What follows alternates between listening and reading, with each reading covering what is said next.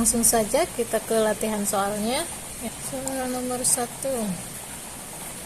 Hasil pengujian air limbah suatu industri makanan dengan beberapa indikator diperoleh hasil sebagai berikut. Nah, itu hasilnya ya, silakan dilihat tabelnya. Untuk limbah 1 dengan menggunakan metil jingga, menggunakan Mj, perubahan warnanya itu menjadi kuning. Karena berwarna kuning, jadi pH-nya ada di kisaran lebih dari sama dengan 4,4. Lebih dari sama dengan 4,4.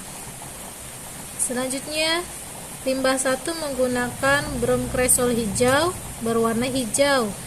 Jika berwarna hijau, karena perubahan warna untuk BKH ini adalah dari kuning ke biru, hijau ada di pertengahan, jadi antara 3,8 sampai 5,4. Dan untuk menggunakan BTB bromtimol biru berwarna kuning. Jika berwarna kuning, maka pH-nya kurang dari sama dengan 6,0. Nah, maka untuk pH limbah 1 lebih dari yang paling kecilnya, pH-nya berapa? Lebih dari 3,8. Bagaimana dengan limbah B-nya? Limbah B-nya atau limbah keduanya dengan menggunakan metil jingga, perubahan warnanya kuning, jadi lebih dari sama dengan 4,4. Menggunakan BKH, warnanya menjadi biru, jadi lebih dari sama dengan 5,4. Dan menggunakan indikator bromtimol biru, warnanya menjadi biru, berarti lebih dari sama dengan 7,6. Jika dilihat dari hasil indikatornya, ini lebih dari semua, jadi pH untuk limbah kedua ini adalah lebih dari sama dengan 7,6. Nah, paham sampai sini ya? Jika ada yang mau ditanyakan, silakan tulis di kolom komentar. Selanjutnya, soal yang kedua. Berdasarkan pengujian sampel air limbah diperoleh data sebagai berikut. Ada sampel A dan sampel B. Untuk sampel A, menggunakan metil merah, warnanya kuning. Nah, kuning berarti karena kuning itu ada di kisaran 6,3, lebih dari sama dengan 6,3. Selanjutnya menggunakan bromtimol biru, warnanya biru, jadi lebih dari sama dengan 7,6. Dan menggunakan phenolphthalein, ini menunjukkan warnanya merah. Merah itu berarti lebih dari sama dengan 10. Nah, maka pH karena ini lebih dari semua, lebih dari 6, lebih dari 7, dan lebih dari sama dengan 10, jadi pH-nya lebih dari sama dengan 10. Ini untuk pH A, limbah A. Bagaimana dengan limbah B? Limbah B menggunakan metil merah, warnanya kuning juga. Kuning, jadi lebih dari sama dengan 6,3. Menggunakan bromtimol biru, warnanya biru, lebih dari sama dengan 7,6.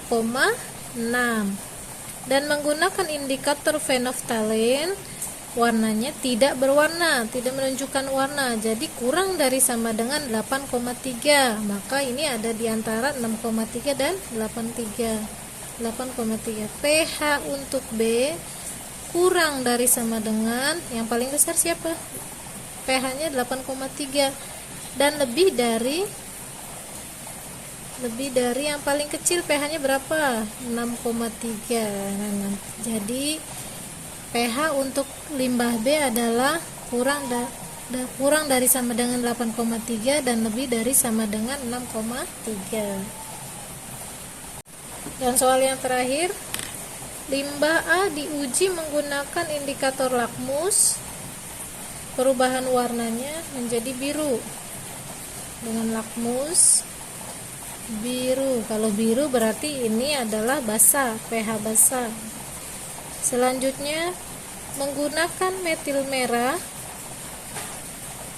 warnanya berubah menjadi kuning. Berarti jika kuning, pH-nya di atas sama dengan 6,2.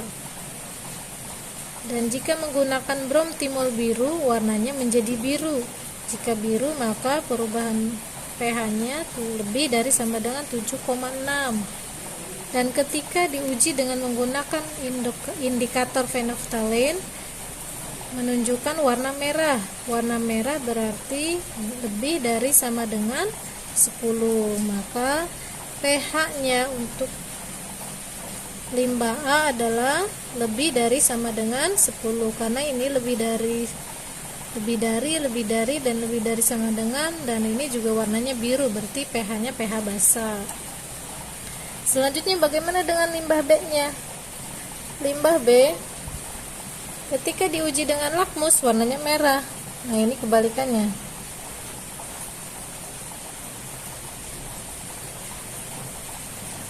Ketika diuji dengan metil merah, warnanya merah juga. Merah berarti kurang dari sama dengan 4,2.